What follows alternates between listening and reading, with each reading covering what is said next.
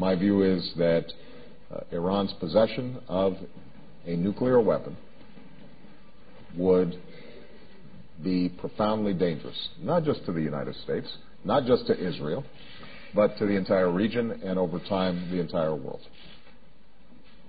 Because there's no possibility that Iran gets a nuclear weapon in which you don't see a whole host of countries in the Middle East decide we've got to go for it as well. Taking aim once again at Israel and the United States, Iranian President Mahmoud Ahmadinejad repeated inflammatory comments that he made 3 years ago, saying Israel would soon disappear. Ahmadinejad first made the remarks in 2005, fueling international outrage and speculation that he was threatening the Jewish state with a nuclear weapon. But while speaking at a ceremony honoring the late founder of Iran's Islamic Republic, Ahmadinejad told an audience that, quote, this origin of corruption will soon be wiped off the earth's face. Ahmadinejad also called the U.S. a satanic power that, with God's will, would be annihilated. President Barack Obama is reaffirming his commitment to disarming the Korean Peninsula and warning that a nuclear-armed North Korea would pose a grave threat to the world. Given their past behavior, given the belligerent manner in which they are constantly threatening their neighbors, I don't think there's any question that that would be a destabilizing situation. Standing side by side with the South Korean president at the White House, Obama said the world must end a cycle that's allowed the communist North Korea to create a crisis, then be rewarded with incentives to back down. The message we're sending, and when I say we, not simply the United States and the Republic of Korea, but I think the international community, is we are going to break that pattern. U.S. intelligence agencies believe North Korea has enough material to make several nuclear bombs. The regime has already tested 2 underground nuclear devices and appears ready to test a third. Still, Obama says there is a way for North Korea to achieve full integration with the rest of the world.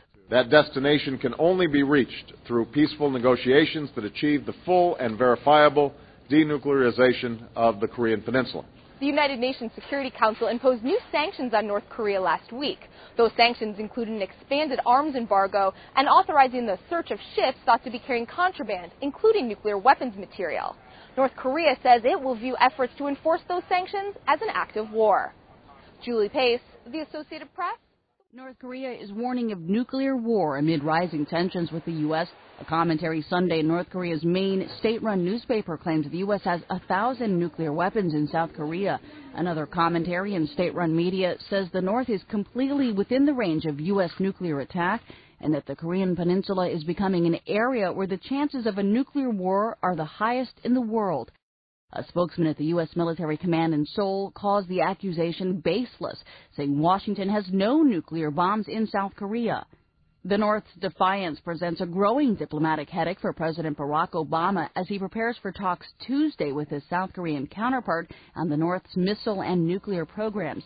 As punishment for the North's latest nuclear test in May, the United Nations Security Council has approved new sanctions aimed at depriving North Korea of financing used to build its nuclear program. Will those in favor of the draft resolution contained in document S/2009/301 please raise their hands? The resolution authorizes searches of North Korean ships suspected of transporting illicit ballistic missile and nuclear materials. North Korea's foreign ministry is threatening war on any country that dares to stop its ships on the high seas. Meantime, North Korea has vowed to step up its atomic bomb-making program in defiance of the new UN sanctions. North Korea's threats are the first public acknowledgement that the reclusive regime has been running a secret uranium enrichment program.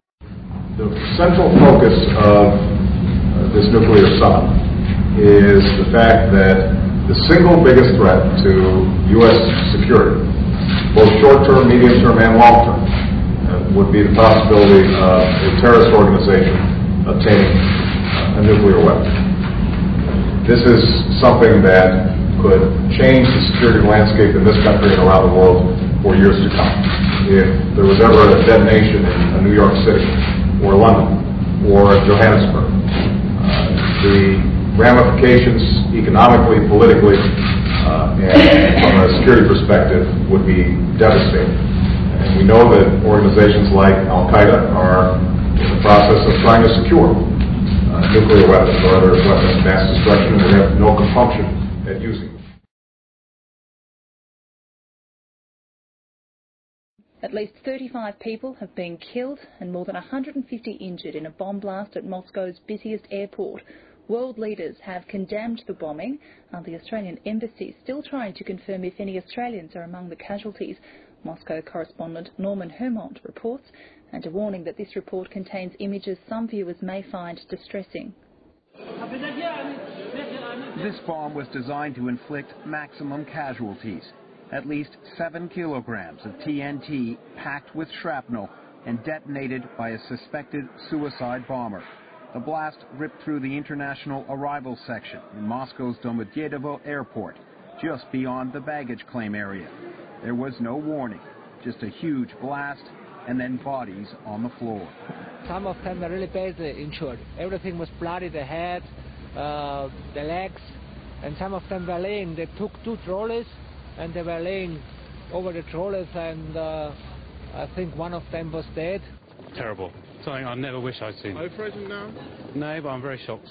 The target was also designed to inflict maximum damage to the Russian government. Of Moscow's 3 main airports, Domodedovo is the busiest and the gateway for Western airlines flying to Russia.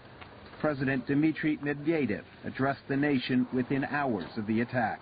The first indications, he said, are that this was a terrorist act, and we need to introduce extra security at all airports and stations connecting to airports.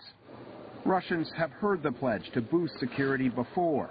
Last March, 2 female suicide bombers from the volatile North Caucasus region killed 40 people on the Moscow metro. And in November 2009, a bomb ripped through an express train, killing 27 people. In all cases, Islamic militants from the Caucasus who've been fighting the Kremlin were blamed for the attacks. They are also the prime suspects in this bombing. And a short time ago, I spoke to Norman Hermont about the hunt for those responsible. Well, there are a number of reports emerging on Russian websites where eyewitnesses are speaking about a man entering the terminal apparently carrying some sort of a bag or suitcase and saying something. Many of them have him saying something to the effect of, "You're all going to die," or "I'm going to kill you all," and then setting off this explosion.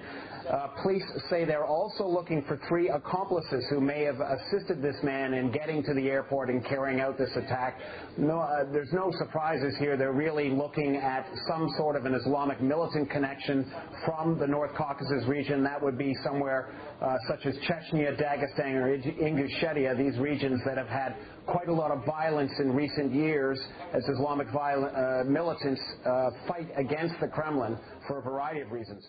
Osama bin Laden may be dead, but Al-Qaeda tries to show it's still business as usual.